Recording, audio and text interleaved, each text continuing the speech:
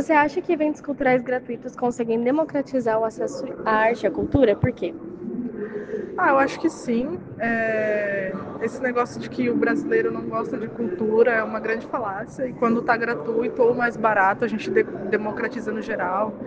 Sim, eu acho, porque é meio óbvio que não é todo mundo que tem acesso à cultura, né?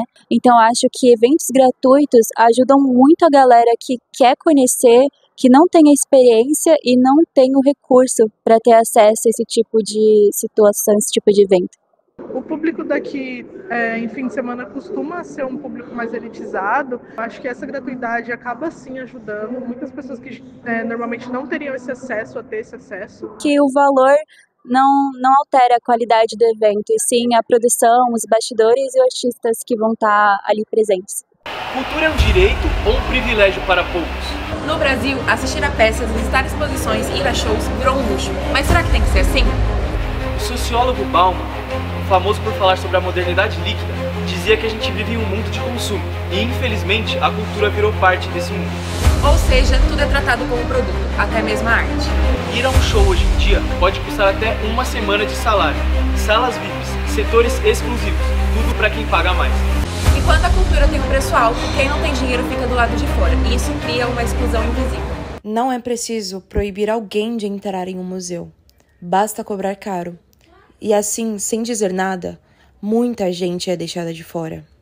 Bauman dizia que o valor humano está sendo substituído pelo valor de mercado, e isso impacta diretamente como a gente vive a cultura.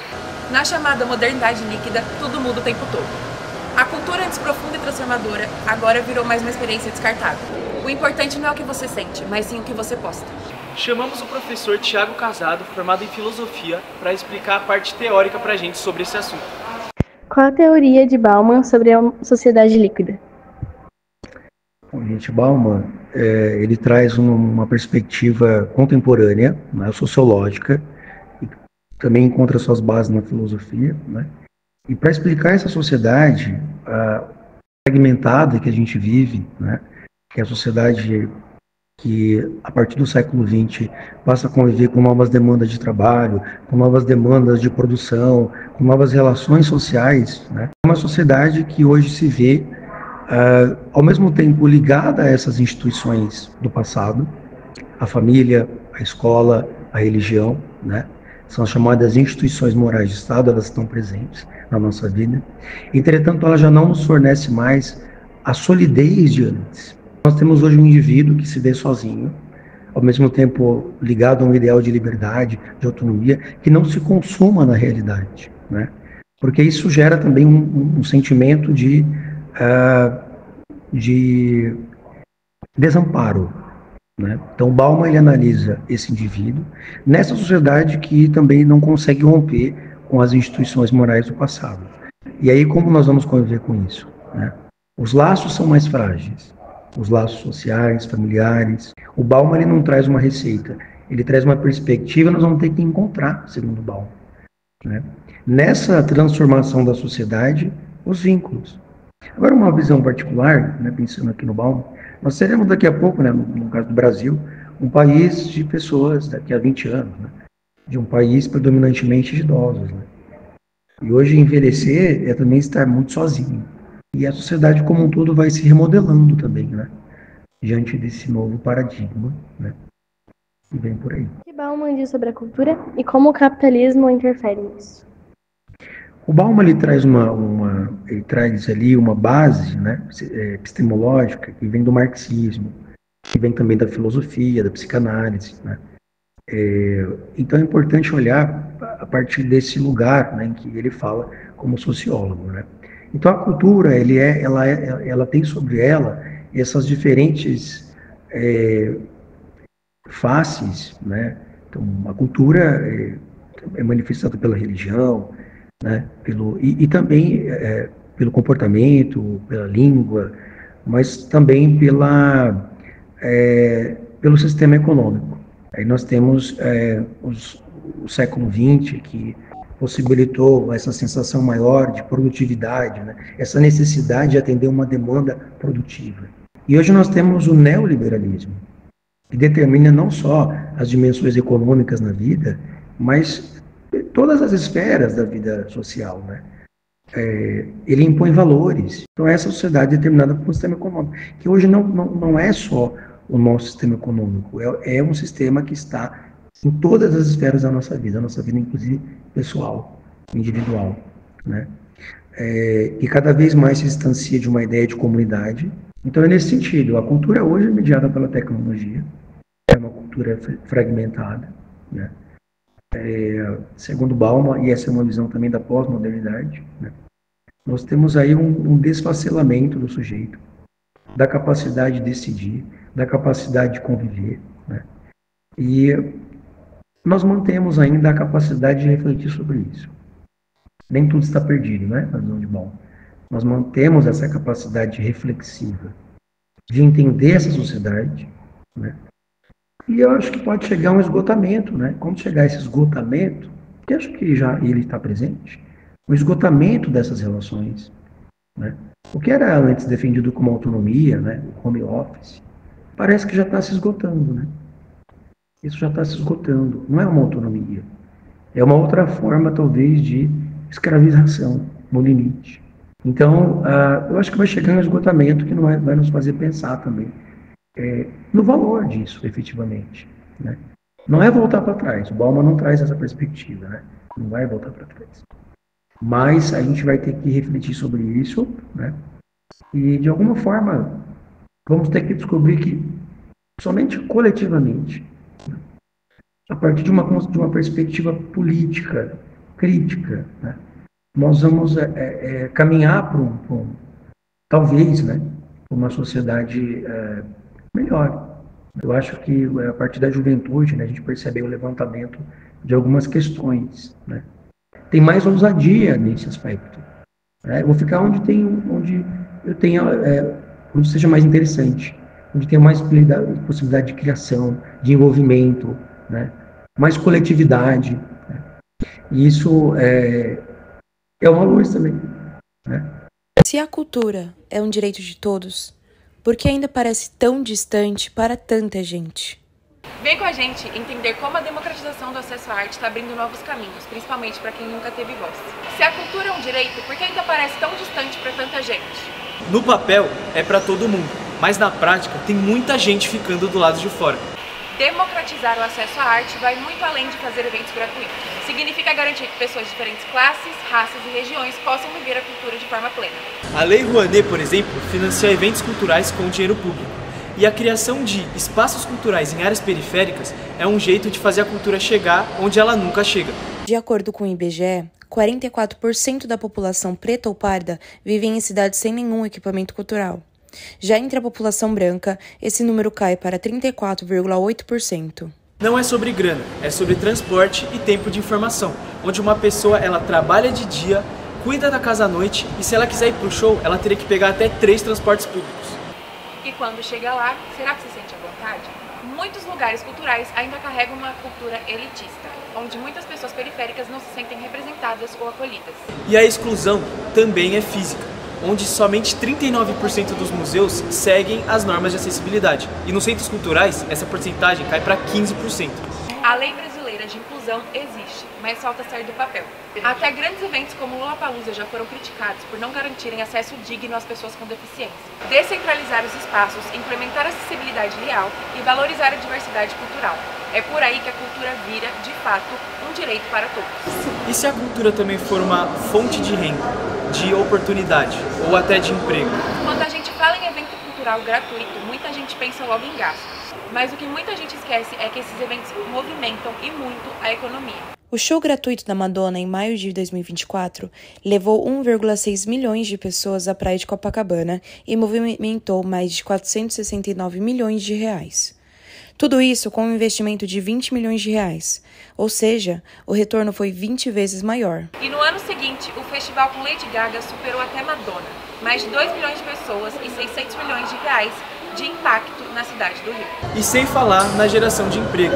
Para montar o palco da Gaga foram contratadas 4 mil pessoas. No Carnaval de 2024, São Paulo recebeu 16 milhões de foliões e lucrou 3,4 bilhões. Já o Rio de Janeiro movimentou 5,5 bilhões. E olha só o São João.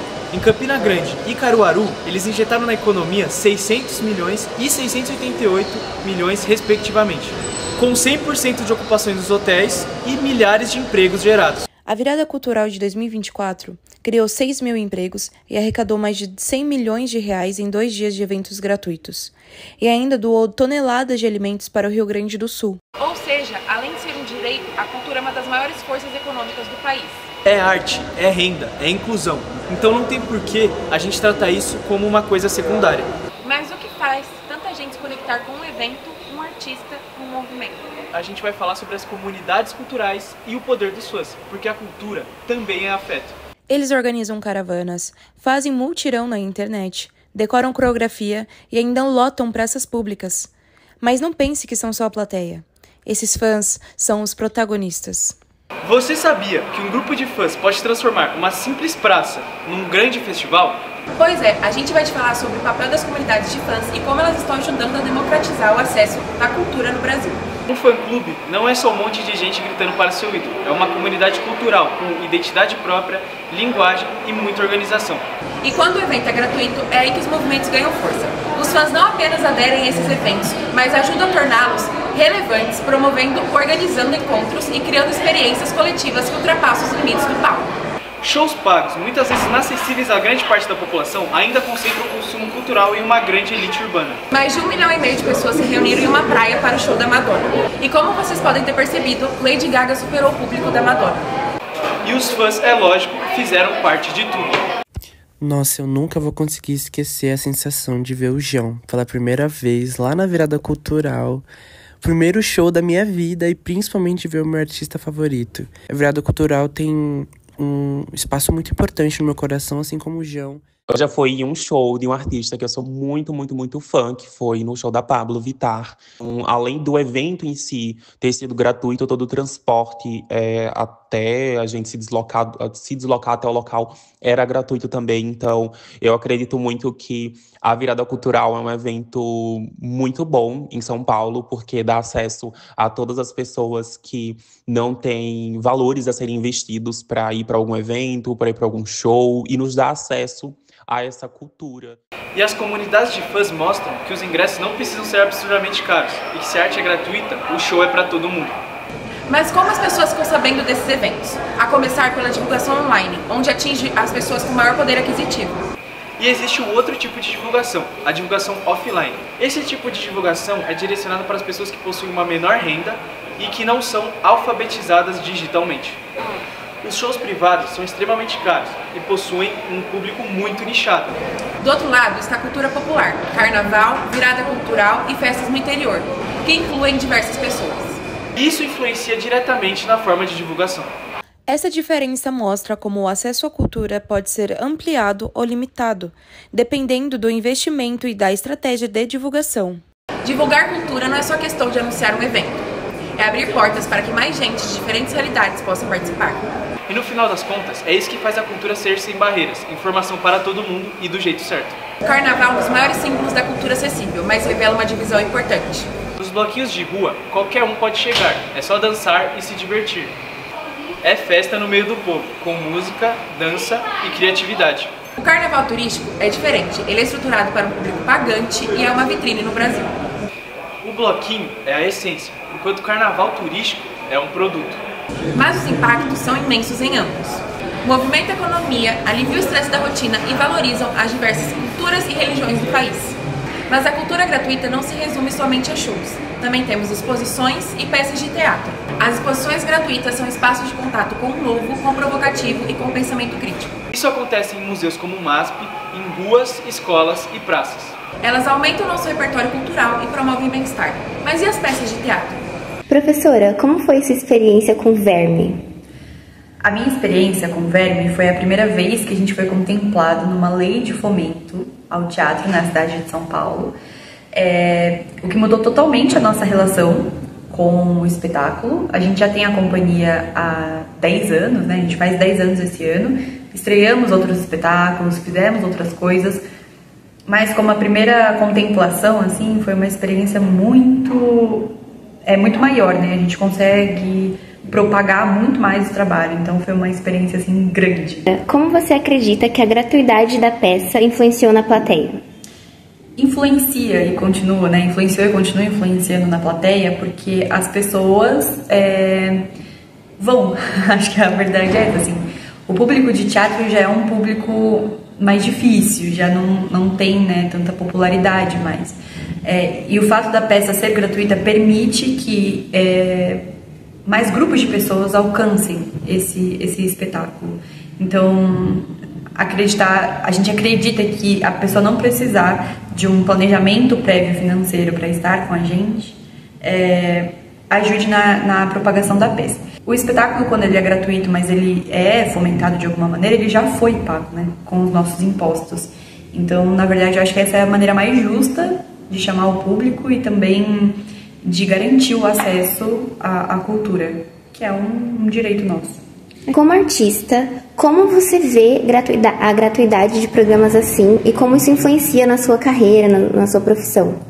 Eu vejo como o maior ganho que a gente tem na formação de público em São Paulo, né? Tô falando de São Paulo porque é onde a companhia atua.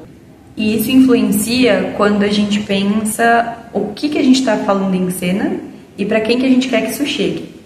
Eu acho que é um pouco contraproducente eu colocar uma figura proletária dentro de um espetáculo, sendo que o proletário não vai acessar essa peça. Então, acho que influencia até no tema que eu escolho para estar em cena, que a gente escolhe enquanto grupo, influencia nos debates, para quem essa peça chega e como ela chega. Então, acho que essa é a maior influência. Você é consumidora de peças gratuitas? Assídua. Sim, São Paulo é uma das cidades assim, com o maior número de peças em cartaz no Brasil. Tem uma pesquisa sobre isso, eu não vou lembrar de cabeça agora os autores e autoras.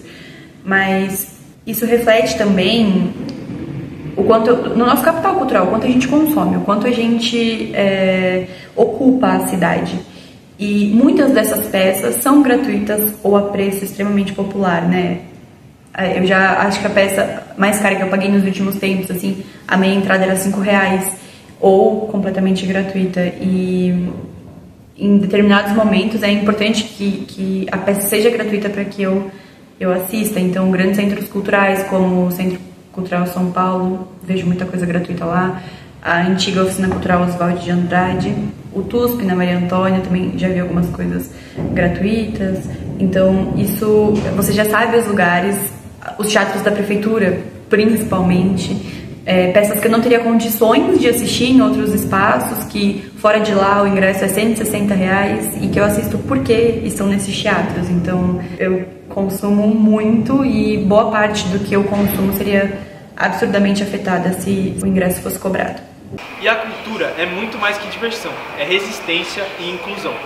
É a certeza de que o acesso à arte e à cultura não deve depender do quanto você tem que pagar. Eventos culturais gratuitos são espaços onde a diversidade se manifesta, onde a cidade pulsa junto e onde a cultura se faz sem barreiras. Porque a cultura é direito, é vida, é liberdade. E quando ela é livre, é de todos. E assim, nós construímos uma sociedade mais justa, unida e rica.